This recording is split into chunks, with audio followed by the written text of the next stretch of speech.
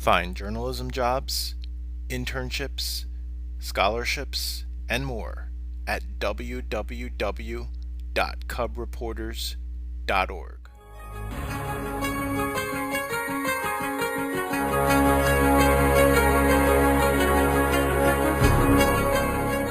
Hi, I'm Professor Mark Grabowski, and this brief presentation will discuss how to use concrete examples, colorful details, and the right word choices to make your stories more clear, interesting, and engaging. You've surely heard the expression that the devil is in the details. Well, in writing a journalism article, clarity is in the details. But young journalists often struggle with this. In writing stories, they commit the mistake of telling rather than showing. Help the reader envision the people and actions about which you write. Show, don't tell the reader. Readers need details to visualize your words. They need to smell the perfume, taste the wine, feel the cashmere. Don't just say it was a beautiful sunset. Describe it in vivid detail. Good writers paint portraits with their prose. Good writing appeals to one or more of the five senses: sight, hearing, smell, taste, and or touch. Readers also need concrete examples. You need to explain things in terms they can relate to. For example, don't just say the athlete is tall. He's tall compared to what? Or that the music is loud. Well, how loud is it?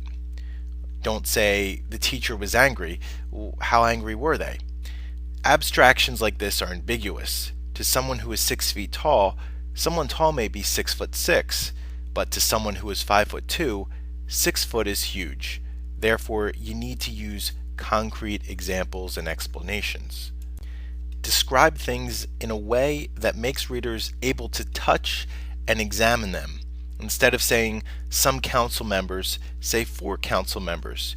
Instead of saying that a business is downsizing, say that 120 workers will be laid off. And on the screen I've listed some situations where it's a good idea to use concrete details. But don't overdo it. A strong story demands strong detail. That doesn't mean lots of detail. It means telling important detail.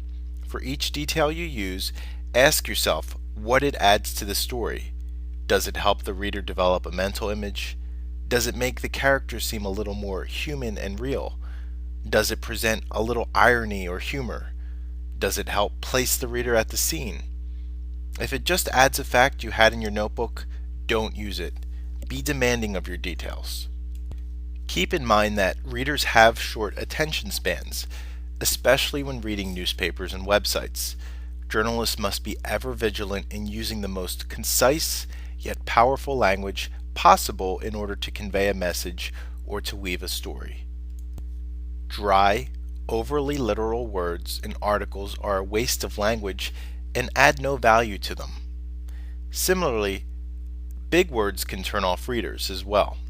Readers shouldn't have to be running to the dictionary to understand your story. Remember, journalism is writing for a general audience, so choose simple yet precise and colorful language to tell your story. Journalists can begin to learn showing, not telling techniques in 2 major areas of narrative description: describing character emotion and describing scenery or senses. Describing emotion is one of the easiest avoided pitfalls for young journalists. For example, consider the following sentence. Evan was terrified at the prospect of meeting his decrepit and delusional aunt. In this specific case, the writer tells the audience that Evan is terrified. While the reader can appreciate that this is a factor in a larger narrative, he or she will probably not be struck or affected in a way by this information. In the literary terms, the sentence is factual, dry, and disappointing.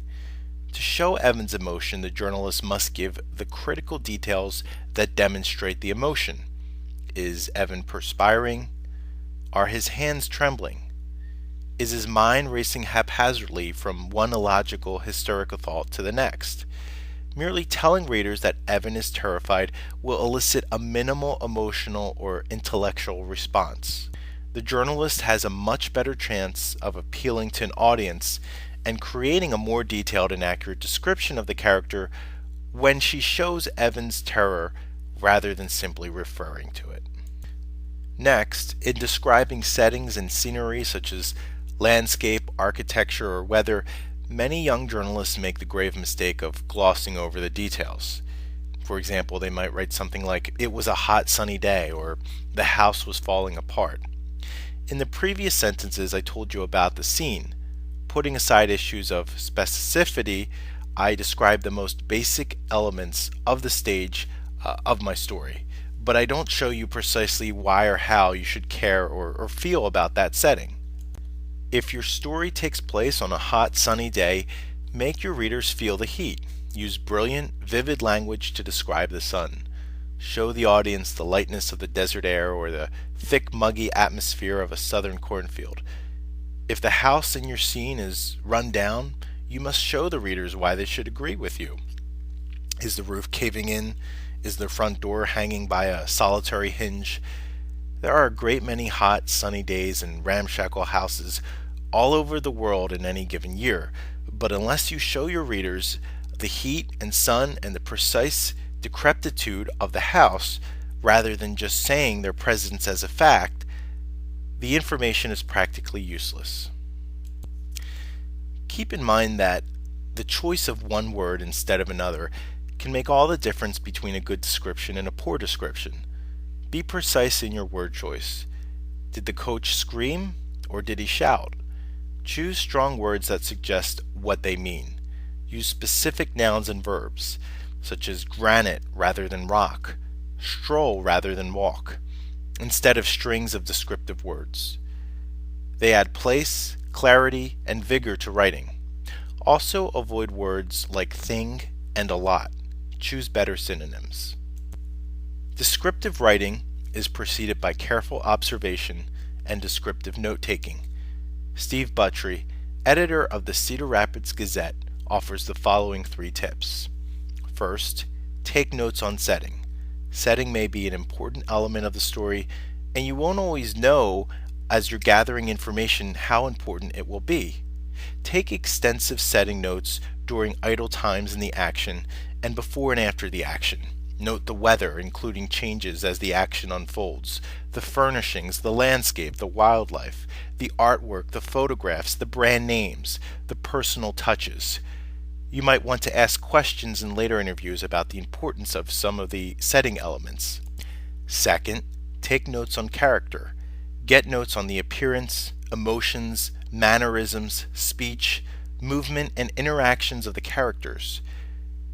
You will want to make the characters come alive for the reader later. You need to record more than just their words. Third, take sensory notes. You will want to transport your reader to this place and time. Use all your senses and get the sensory details into your notes. What do you see, hear, feel, even smell and taste? Get the details of shade, not just red but blood red or fire engine red or maroon, texture, fragrance, and tone. Finally, never assume that your audience will know what you mean when you tell rather than show. Don't assume that they will have the same reaction to your writing that you have. When in doubt, show your story to a friend, classmate, or professor whose writing abilities you respect. Ask him or her to help you find the most effective ways to show rather than tell a truly great tale. In closing, if you have any doubt that details and description matter, then consider this. In addition to anecdotal evidence, there is also statistical support for the advice to show rather than tell. For instance, researchers constructed 10 sentences telling information and 10 sentences showing information. College students were divided into 2 groups and asked to read one of the groups of sentences. They were asked to rate the sentences on such qualities as interesting versus dull, clear versus unclear, and engaging versus unengaging. The study found strong evidence that, as many experts have implied, show sentences are seen as more interesting and engaging than tell sentences. On that note, we'll conclude today's presentation. If you have any questions, feel free to shoot me an email at mark.grabowski@marist.edu. Thanks for watching.